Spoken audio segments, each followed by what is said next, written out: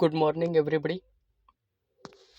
તમામ વિદ્યાર્થી મિત્રોનું આપણી ડિજિટલ પ્લેટફોર્મ પર આપ સૌનું હાર્દિક સ્વાગત છે દોસ્તો. આજે આપણે વાત કરીશું પાર્ટ 2 એટલે કે યુનિટ 1ની અંદર જ ભણવાનું છે આરોગ્ય સેવાઓના અમલીકરણ વિશે વિદ્યાર્થી મિત્રો.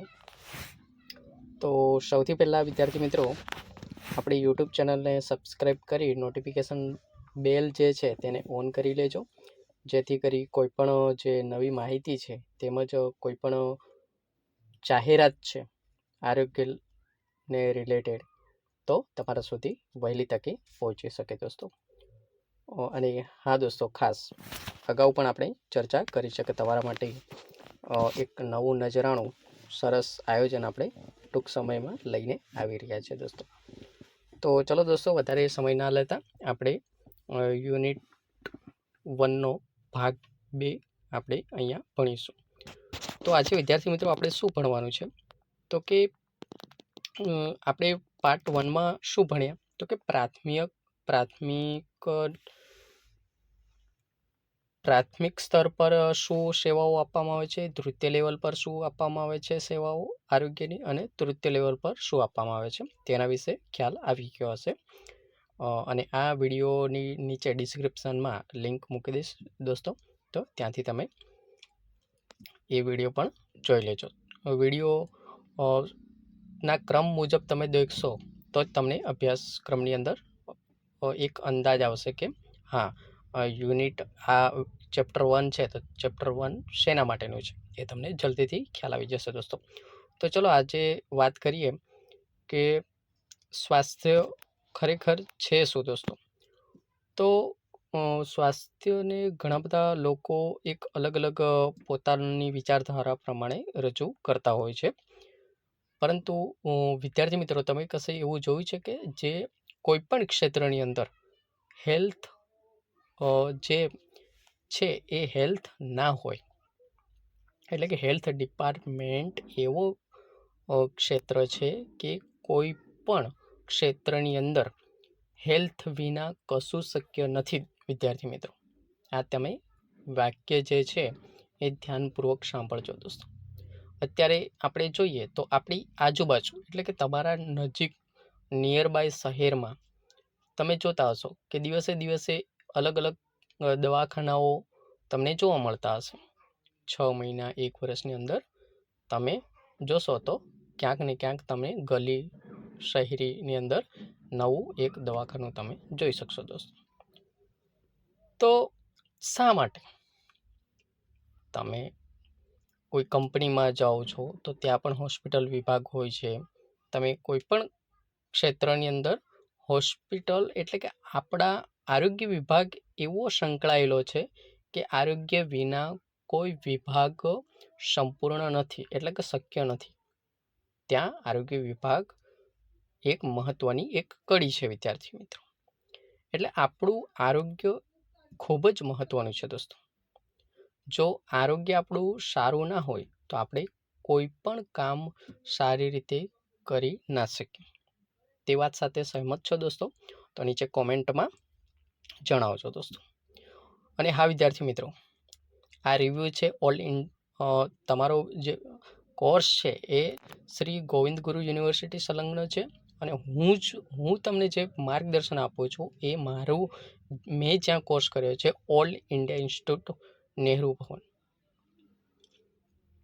ત્યાં મેં સ્ટડી કરી છે. અને એના પછી મેં જોબ કરી છે, અને ત્યાર પછી મેં 1 વર્ષ સુધી શ્રી ગુરુ ગોવિંદ યુનિવર્સિટીનો જે આ તમારો ડીએસએનો કોર્સ છે તેમાં લેક્ચર આપ્યા છે, અને ત્યાર પછી હું તમને ઓનલાઈન સ્ટડી કરાવી રહ્યો છું દોસ્તો. તો વિદ્યાર્થી મિત્રો, બીમારી નો ઈલાજ, સ્વાસ્થ્યની વ્યાખ્યા આપણે જોઈશું. તો કે બીમારીનો ઈલાજ કરવો એ જ સ્વાસ્થ્યના એવો એક વિચાર હોય તો તેનાથી પણ એક અલગ છે દોસ્તો. તો વિદ્યાર્થી મિત્રો શું હોઈ શકે તે કે આપણે સ્વાસ્થ્ય એટલે કે આપણે સારું તંદુરસ્તી એવું કેવી રીતે કહી શકીએ. તો વિદ્યાર્થી મિત્રો, સ્વાસ્થ્યને ફક્ત બીમારી ન હોવું કે નબળાઈ ન હોવી તે જ નહીં, પરંતુ એક આપણું જે શરીર છે એ શારીરિક રીતે, માનસિક રીતે, સામાજિક રીતે અને આધ્યાત્મિક રીતે તંદુરસ્ત હોય તેને આપણે તંદુરસ્ત કહી શકાય દોસ્તો. એટલે આવી કંઈક વ્યાખ્યા છે આપણી તંદુરસ્તીની દોસ્તો. હવે આ વ્યાખ્યા સ્વાસ્થ્ય મેળવવું હોય તો સ્વાસ્થ્યના ઘટકોનો પૂર્ણ વિકાસ કરવો જોઈએ. એટલે કે આવી સંપૂર્ણ, એટલે કે એવું નથી કે સ્વાસ્થ્ય કોઈ એક વિભાગમાં નથી. એટલે કે આપણે જે તંદુરસ્ત ક્યારે કહેવાય તો કે સારું એવું આપણું માનસિક રીતે પણ આપણે તંદુરસ્ત હોવા જોઈએ, શારીરિક રીતે પણ હોવા જોઈએ, આધ્યાત્મિક રીતે પણ હોવા જોઈએ અને સામાજિક રીતે પણ આપણે સારું એવું તંદુરસ્ત હોવા જોઈએ. તેને સ્વાસ્થ્ય સારું એવું કહી શકાય છે દોસ્તો. હવે તમને અગાઉ પણ મેં જણાવી દીધું છે કે આપણે જે સ્વાસ્થ્યને શબ્દોમાં અલગ પાડી નહીં શકાય. એટલે કે સ્વાસ્થ્યને શિક્ષા સાથે પણ તમે જોઈ શકો છો. સામાજિક, આર્થિક, સાંસ્કૃતિક, પર્યાવરણ, ખેતી, પરિવહન, ગ્રામીણ અને શહેરી વિકાસ તથા એવા અનેક ઘટકોથી જોડાયેલું છે દોસ્તો. એટલે વિદ્યાર્થી મિત્રો એમ કહી શકાય કે ખરેખર બધા ક્ષેત્ર સ્વાસ્થ્ય વિકાસ સાથે જોડાયેલા છે. એવો કોઈ પણ ડિપાર્ટમેન્ટ અથવા કોઈ પણ વિભાગ એવો નથી કે જે સ્વાસ્થ્ય સાથે જોડાયેલ ન હોય દોસ્તો. તમે કોઈ પણ ક્ષેત્રને જોઈ શકો છો, તેમાં સ્વાસ્થ્ય હોય, સ્વાસ્થ્યનો જે વિભાગ છે તેનું નિરાકરણ છે એ હોય છે દોસ્તો. તો આ મૂળભૂત સ્વાસ્થ્ય સંકલ્પના રોગચાળાની અટકાયત અને સ્વાસ્થ્ય સુધારણા સિદ્ધાંતોના આચરણ વિજ્ઞાનની બહુ જ સારી સમજણ તરફ દોરી જશે, જેને પ્રિવેન્ટિવ મેડિસન, સામાજિક મેડિસન, જાહેર આરોગ્ય એટલે કે પબ્લિક હેલ્થ તરીકે, લોક સ્વાસ્થ્ય તરીકે પણ ઓળખાય છે દોસ્તો. અને વિન્સલોએ જે વૈજ્ઞાનિક હતા તેમણે 1951માં વિદ્યાર્થી મિત્રો જાહેર આરોગ્યની વ્યાખ્યા આપી હતી દોસ્તો. જાહેર આરોગ્ય કે લોક સ્વાસ્થ્ય, પબ્લિક હેલ્થ એક એવું વિજ્ઞાન છે કે જેના દ્વારા વિવિધ ક્ષેત્રે જનસમુદાયની સક્રિય ભાગીદારી અને પ્રયત્નો દ્વારા રોગોને રોકવાની એક કામગીરી, સ્વાસ્થ્યમાં સારું એવું બઢોતરી લાવવાની કામગીરી, આવરદામાં વધારો કરવાની કામગીરી કરીને જન સમુદાયની ક્ષમતા એટલે કે જન સમુદાયને તંદુરસ્ત બનાવી શકાય છે દોસ્તો. જુદા જુદા રોગોના ફેલાવાના બાબતના પરિબળોની જાણકારી, રોગોની અટકાયત અને આરોગ્ય સુધારાની સગવડો પૂરી પાડવા માટેનું એક અસરકારક પ્રબંધન તંત્ર છે. આરોગ્યને પ્રત્યક્ષ કે અપ્રત્યક્ષ રીતે અસર કરતા તમામ પરિબળોનું નિયમન અને નિયંત્રણ અને જરૂર જણાય ફેરફાર કરવા તબીબી વૈજ્ઞાનિક જાણકારીને આચરણમાં મૂકી શકે તેવું તંત્ર છે. એટલે કે વિદ્યાર્થી મિત્રો, જો સરકાર લોકો માટે આરોગ્યની ઘણી બધી એવી સેવાઓ રન કરે છે, એટલે કે ઘણી બધી સેવાઓ લોકો સુધી પહોંચાડવા માટે સરકારનું શું કામ છે કે સરકાર કોઈ સેવા આપશે. હવે તે સેવા અલગ અલગ મંડળો એટલે કે અલગ અલગ સ્તર પ્રમાણે આપણા સુધી પહોંચતી હોય છે. આપણે આરોગ્યનું માળખું જોયું વિદ્યાર્થી મિત્રો, તમે કદાચ એ વિડીયો ના જોયો તો જોઈ લેજો, તો તમને સંપૂર્ણ સમજદારી આવી જશે દોસ્તો. એનું આપણે એક એક્ઝામ્પલ લઈએ કે જો તમારું કોઈ પણ ગામડું છે, ત્યાં તમારા આશા વર્કર બેન હશે, તો આશા વર્કર બેન શું કરશે, એ ગામની અંદર વિઝિટ કરશે, તમારા ફળિયામાં આવશે, અઠવાડિયામાં એક રાઉન્ડ મારશે. તો એ ફિલ્ડ શા માટે કરશે કે કોઈ બેનને ડિલિવરીના મહિના ચાલે છે, તો તેને કોઈ પ્રોબ્લેમ તો છે નહીં. પછી કોઈ વ્યક્તિ છે કે કોઈને ટીબી થયેલો છે, તો ટીબીમાં એ સમયસર દવા લે છે કે નથી લેતો, તેને કોઈ આડઅસર છે કે નહીં, તેની એક પ્રકારની નિગરાણી રાખવાનું કામ કરતા હોય છે દોસ્તો. તો આ શું થઈ ગયું કે એક જાતનું મોનિટરિંગ, સર્વેલન્સ.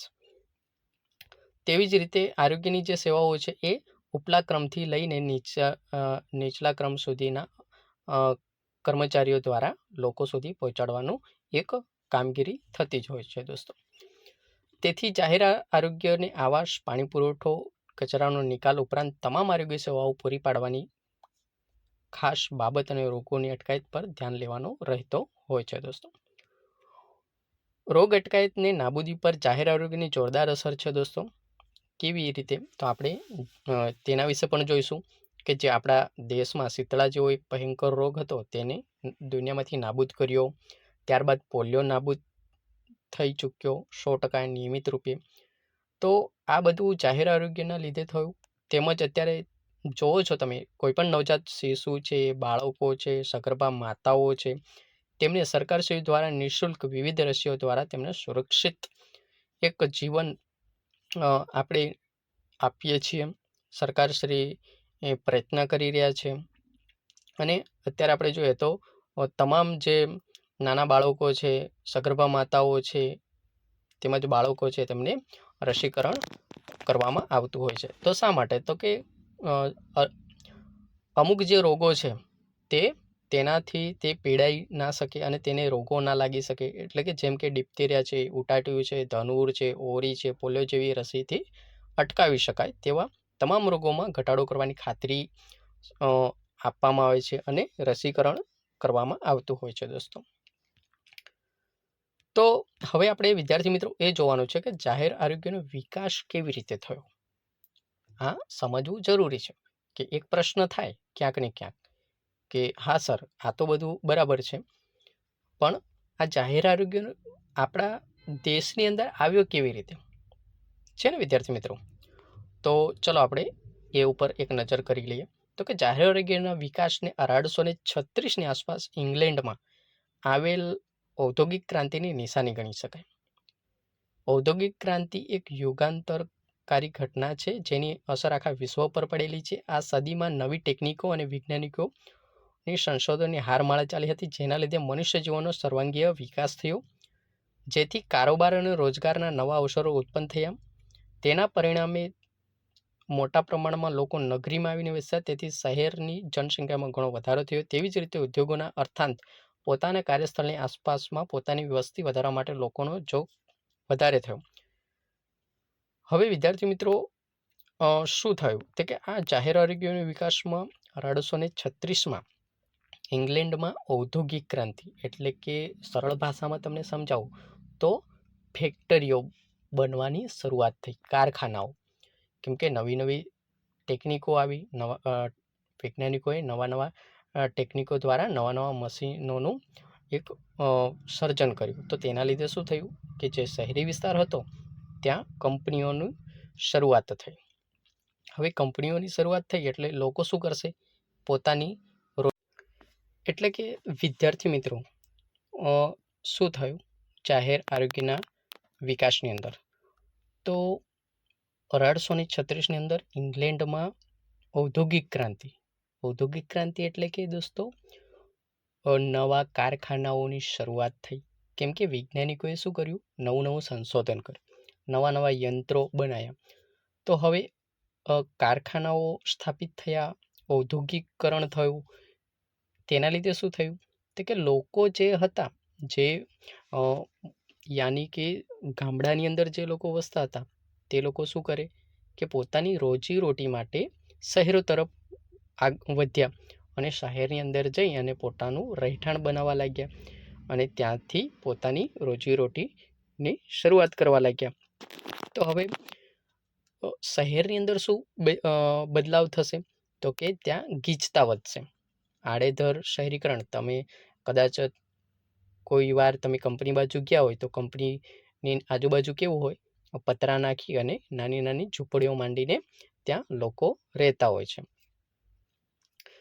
તો તેનાથી શું થયું? તો કે શુદ્ધ પાણીની અભાવ પડી, શૌચાલય ગટર વ્યવસ્થા બરાબર ના હોવાથી ત્યાં ગંદકીનો એક શરૂઆત થઈ, ભીડ વધી ગઈ, ચોખ્ખું પીવાનું પાણી ના મળવું, લોકોને સ્વચ્છતા પ્રત્યે એટલી બધી જાગૃતિ નહીં.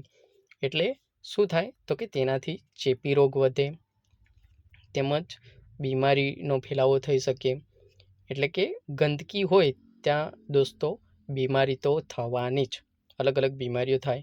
તો બીમારી થાય તો શું થાય? તો કે ત્યાં જે આજુબાજુ વસવાટ કરતા લોકો હોય તો બીમાર થાય એટલે સ્વાભાવિક છે કે તે કામ પર ના જઈ શકે એટલે શું થાય તો કે જે ઔદ્યોગિકરણના જે કામના દિવસો છે એ ઘટવા લાગે અને લોકો જો એનું સરસ એટલે કે એનું નિરાકરણ ના કરે, એટલે કે કોઈ બીમાર છે તે સારવાર ના કરે તો શું થાય, મૃત્યુ પણ થાય.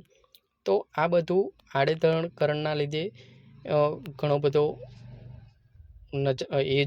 આડઅસર જોવા મળી. તો હવે આપણે ઔદ્યોગિક ક્રાંતિની અસરો જોઈએ કે માનવના જીવન ઉપર કેવી રીતે તેની અસરો થઈ. તો કે સમાજ જીવન ઉપર શું અસર થઈ, તો કે ઔદ્યોગિકરણના લીધે લોકો પોતાનું ગ્રામીણ જીવન છોડી અને પોતાના પરિવારને છોડી અને લોકો શહેરોમાં વસવા લાગ્યા. અને શહેરોમાં વસ્યા એટલે શું થયું, ઘણા લોકો કેવું હોય, અત્યારે આપણે જોઈએ છે ને કે લોકો પાન પડીકી, સિગરેટ છે, તમાકુ છે, દારૂ છે, તેનું નશો કરતા હોય છે. કેમ કે તેમના શરીરને એક નશીલા પદાર્થોનું સેવન કરવા ટેવડાવી દીધું હોય છે. કેમ કે તેનાથી લોકોનું એવું માનવું છે કે આ કરવાથી હું સારું એવું કામ કરી શકીશ, પણ એવું હકીકતમાં હોતું નથી દોસ્તો. તો તેના લીધે શું થયું કે નશીલા પદાર્થોનું સેવન વધવા લાગ્યું, વેશ્યાવૃત્તિ, ભીડ વધવા લાગી, પારિવારિક જીવનનો છૂટવા લાગ્યા, અપરાધો થવા લાગ્યા, માનસિક શારીરિક રોગો વધવા લાગ્યા દોસ્તો. અને આ બધાને લીધે મજૂરોનું સ્વાસ્થ્ય બગડવા લાગ્યું. કેમ કે મજૂરોના ધંધાકીય જોખમોનો પણ સામનો કરવો પડ્યો. ઔદ્યોગિક સ્વાસ્થ્ય અથવા વ્યાવસાયિક સ્વાસ્થ્ય જેવી એક નવો જન્મ થયો દોસ્તો. હવે સ્વાસ્થ્ય એક અધિકાર તરીકે ઉપદ્રવ એટલે કે એક માંગ વધી ગઈ કે ખરેખર લોકોના સ્વાસ્થ્યને ક્યાંક ને ક્યાંક બચાવવું જોઈએ. તો કે ઔદ્યોગિક ક્રાંતિને ત્યારે પ્રવર્તમાન રાજ્ય સરકારનું એવો કોઈ નિયમ નહોતો કે રાજ્ય સરકારનું એવું કોઈ નહોતું. તો આ ભાવના વધી અને સ્થાનિક સરકારે ઔદ્યોગિક ક્રાંતિની ખબર એટલે કે અસરને રોકવા માટે પગલાં લેવા જોઈએ તે માટેના મુદ્દા સામે આવ્યા.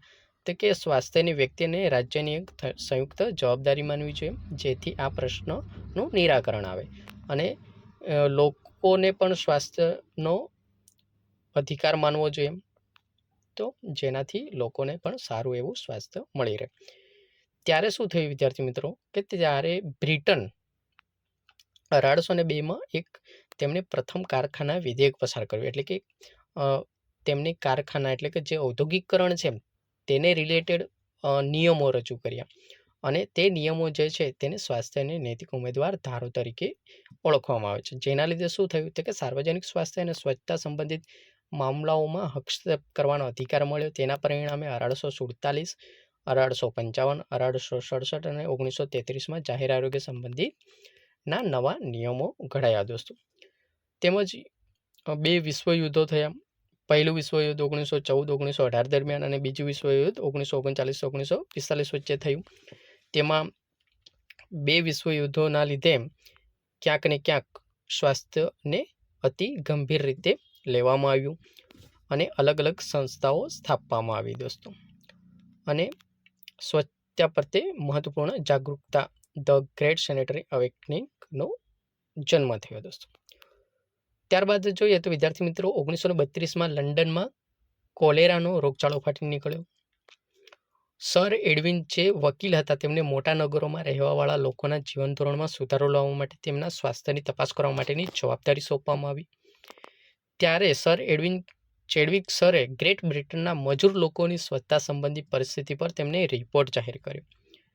અને વિદ્યાર્થી મિત્રો આ રિપોર્ટ એવો હતો કે સાર્વજનિક સ્વાસ્થ્યમાં સુધારો લાવવાની તાત્કાલિક ધોરણે જરૂરિયાત ઉપર લોકોનું તેમને ધ્યાન દોર્યું અને તેમને સરકારને પણ આ વિશે અવગત કર્યા. આ રિપોર્ટના લીધે લોકો પણ એક જાગૃત થયા અને અસ્વચ્છતાના વિરુદ્ધમાં તેમને એક લડત ચલાવી. અને આખરે વિદ્યાર્થી મિત્રો ઇંગ્લેન્ડમાં 1948માં લોક સ્વાસ્થ્ય અધિનિયમ અમલમાં આવ્યો. આ તમામ ઘટના અને સ્વચ્છતા પ્રત્યે મહત્વપૂર્ણ જાગૃતતાનું નામ આપવામાં આવ્યું અને તેના લીધે દોસ્તો પબ્લિક હેલ્થનો પાયો નખાયો અને આમ વિદ્યાર્થી મિત્રો લોક સ્વાસ્થ્યનો ઉદય થયો, એટલે કે ખરેખર 18મી સદીમાં લોક સ્વાસ્થ્યનો ઉદય થયો તેવું કહી શકાય વિદ્યાર્થી મિત્રો. તેમજ સર જોહન પીટરફેકે 1745 થી 1821 સુધી લોકોના સ્વાસ્થ્ય માટે રાજ્ય જવાબદાર છે તે સિદ્ધાંતને ઉત્તેજન આપ્યું અને અંગ્રેજ રોગચાળા વિશેષજ્ઞ જ્હોન સ્નો લંડનમાં 1848 થી 1854 સુધી તેમને કોલેરા રોગ સંબંધિત રોગચાળા વિજ્ઞાનનું અધ્યયન કર્યું અને તેમને સાબિત કર્યું કે પ્રદૂષિત પીવાના પાણીથી કોલેરા ફેલાય છે, એટલે કે ખરાબ પાણી પીવામાં જો આવે તો કોલેરા નામનો રોગ થાય છે અને કોલેરાને સાર્વજનિક સ્વાસ્થ્યના પિતામહ કહેવામાં આવે છે દોસ્તો. 1856માં વિલિયમ બર્ડ દ્વારા ટાઇફોઇડના રોગચાળા પર અધ્યયન કર્યું અને તેમણે ફરીથી નિષ્કર્ષ કાઢ્યો કે દૂષિત થયેલ પાણી ટાઇફોઇડ રોગ થવામાં મુખ્ય ભાગ ભજવતું હોય છે. 1875માં એક નવો વ્યાપક અને મજબૂત સ્વાસ્થ્ય અધિનિયમ બન્યો. ઇંગ્લેન્ડમાં લોક સ્વાસ્થ્ય પ્રણાલી અમલમાં મૂકવામાં આવી અને દરેક રાજ્યોની જવાબદારીના રૂપમાં સૌપ્રથમ કરવામાં આવેલો એક સંગઠિત પ્રયાસ માનવામાં આવે છે. ત્યારબાદ અલગ અલગ દેશોએ પણ આ પ્રણાલી અપનાવી દોસ્તો. America, France, Spain, Australia, Germany, Italy, Belgium દેશોએ પણ આ પ્રણાલી અપનાવી અને ભારતમાં દોસ્તો સાચા અર્થમાં અંગ્રેજોનું શાસન સ્થાપિત થયા બાદ જ આ જે પબ્લિક હેલ્થનો પાયો નખાયો દોસ્તો. તો કે ક્યારે, તો કે બ્રિટિશ ક્યાંક ને ક્યાંક 1859માં ભારતનું પ્રશાસન ઈસ્ટ ઇન્ડિયા કંપનીએ પોતાના કબજામાં લીધું ત્યારે સાચા અર્થમાં સાર્વજનિક સ્વાસ્થ્યનો પ્રથમ વિકાસ થયો હતો દોસ્તો.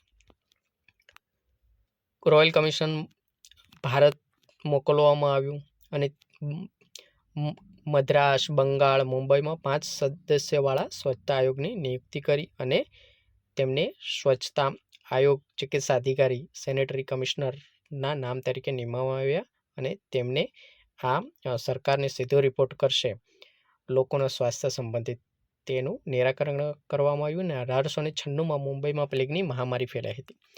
આ રોગચાળાની અસર એટલી ભયાનક હતી કે આ મામલે ભારત સરકારને સલાહ આપવાના હેતુથી એક અલગ જાહેર આરોગ્ય કમિશનરની નિમણૂક કરવામાં આવી દોસ્તો અને આમ ધીમે ધીમે આરોગ્યની શરૂઆત થઈ અને તેમાં 1919માં સુધારા અધિનિયમ ઘડવામાં આવ્યો, જેના લીધે નિર્વાચિત મંત્રીના સીધા નિયંત્રણ આધીન સાર્વજનિક સ્વાસ્થ્ય એક રાજ્યનો વિષય બની ગયો દોસ્તો. પછી કે ભારત પોતાની આઝાદી મેળવી એટલે કે સ્વતંત્ર થયું ત્યાર પછી સાર્વજનિક સ્વાસ્થ્યની અંદર શું ફેરફાર થયા, તો 1943માં એક સમિતિ બેસાડવામાં આવી ભારત સરકાર દ્વારા અને સ્વાસ્થ્ય સંરક્ષણ અને વિકાસ સમિતિ નિયુક્ત કરી, જેનું ભોર સમિતિ તરીકે ઓળખવામાં આવે છે. તેમને અલગ અલગ પહેલાં સર્વે કર્યા અને ત્યારબાદ તેમને રિપોર્ટ રજૂ કર્યા દોસ્તો. ત્યારબાદ 1947માં કેન્દ્ર અને રાજ્યોમાં સ્વાસ્થ્ય મંત્રાલય સ્થાપવામાં આવ્યું. 1948માં ભારત સદસ્ય રાષ્ટ્રના રૂપમાં વિશ્વ સ્વાસ્થ્ય સંગઠન સાથે જોડાયું. 1950માં ભારતનું સંવિધાન અપનાવવામાં આવ્યું અને સ્વાસ્થ્ય જેવા વિષયને સંવિધાનના અનુચ્છેદ 246 અને 247માં દોસ્તો સમાવિષ્ટ કરવામાં આવ્યો અને 1950માં ભારત સરકાર દ્વારા યોજના આયોગ સ્થાપિત કરવામાં આવ્યું અને આ આયોજનને પ્રથમ પંચવર્ષીય યોજના 1951થી 55 દરમિયાન સ્વાસ્થ્ય કાર્યક્રમો માટે અલગ ભંડોળ ફાળવવામાં આવ્યું, એટલે કે 5 વર્ષની એક યોજના બનાવવામાં આવી અને તેના માટે અલગથી એક બજેટ ફાળવવામાં આવ્યું દોસ્તો. ત્યારબાદ અલગ અલગ સંસ્થાઓ સ્થાપવામાં આવી, NIHFW, NICD જેવી આંતરરાષ્ટ્રીય સંસ્થાઓ સ્થાપવામાં આવી. આમ આપણા આરોગ્યનો પાયો નખાયો દોસ્તો. તો વિદ્યાર્થી મિત્રો આ હતું આપણું યુનિટ 1નો પાર્ટ 2 દોસ્તો. હવે આપણે આગલા વિડીયોમાં નેક્સ્ટ ટોપિક ભણીશું દોસ્તો. 2 ટોપિક બરાબર જોજો વિડીયો તો જ સમજ આવશે દોસ્તો. અને હા વિદ્યાર્થી મિત્રો, ફક્ત આપણી યુટ્યુબ ચેનલને સબસ્ક્રાઈબ કરો, લાઈક કરો અને તમારા જેવા વિદ્યાર્થી મિત્રો સુધી પહોંચાડો દોસ્તો. સરકારી પરીક્ષાની તૈયારી માટે પણ આપણી ચેનલ ઉપર એડવાન્સ વિડીયો આવતા રહેશે દોસ્તો. તો ચલો આજના વિડીયોમાં આટલું જ. ફરીથી મળીશું એક નવા ટોપિક સાથે. ત્યાં સુધી સૌને જય હિન્દ, વંદે માતરમ, જય જોહાર.